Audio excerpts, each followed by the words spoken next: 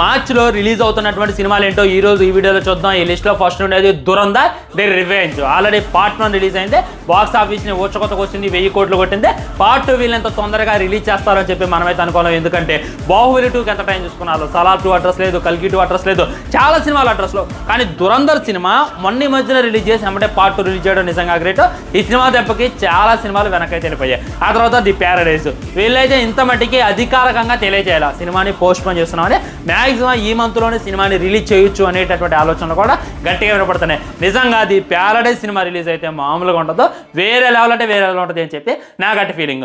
ఆ తర్వాత ఉస్తాద్ భగత్ సింగ్. ఈ సినిమా గురించి నేను మీకు స్పెషల్గా చెప్పాల్సిన అవసరం లేదు.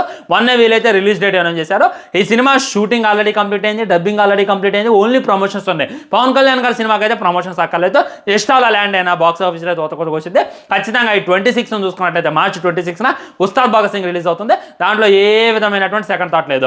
అదే కాక మన టాక్సిక్ ఈ సినిమా చూసుకున్నట్లయితే ఓన్లీ తెలంగాణ ఆంధ్రాలో మన దిల్లాస్ గారు 120 కోట్లు పెట్టి సినిమాని అయితే కొనుక్కోవడం జరిగింది. వామ్మో, బయట నుండి వచ్చినటువంటి సినిమాని 120 కోట్లు పెట్టి కొనుక్కోవడం ఇదే మొదటిసారి. ఇది కూడా ఓచుకోత కోల్పోతుందని చెప్పి నాకైతే అనిపిస్తుంది. సో ఈ మార్చ్లో చూసుకున్నట్లయితే 4 బిగ్ మూవీస్ ఉన్నాయి. వీటన్నిటిలో మీ ఫస్ట్ చాయిస్ ఏది? నాదైతే ఫస్ట్ టాక్సికే, తర్వాత చాలా సినిమాలు ఉన్నాయి. మీరు కూడా కింద కామెంట్ చేసేయండి.